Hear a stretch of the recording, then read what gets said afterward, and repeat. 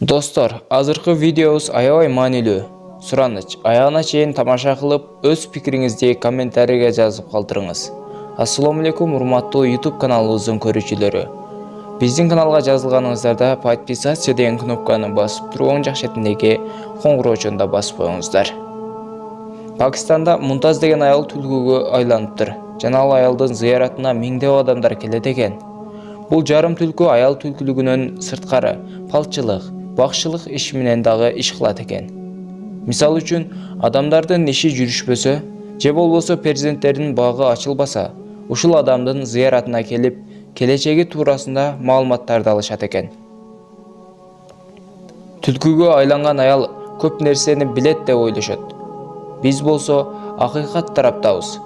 Пайгамбарыбыз Мухаммад саллаллаху алейхи ва саллям айткан: "Бир адам сизге кабар келтирсе, аны албетте текшериңиз." Эми бул аял чынында түлкүгө айланганбы? Келиңиз, ушул туурасында сүйлөшөлү. Чынында бул аял эмес, эркек киши, аты Мурат Али. Бул эч кандай түлкүгө айланбаган. Муну азыр түшүндүрүп беребиз.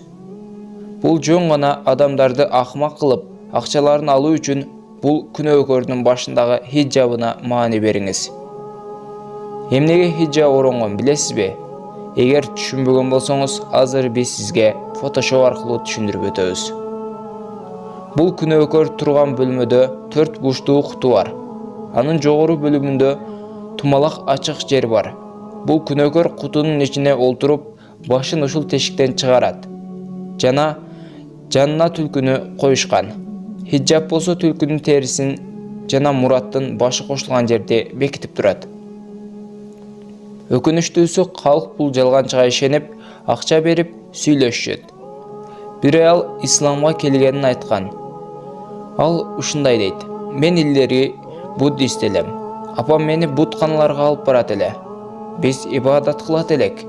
Алдын бул буттар кереметтерди кылышат эле.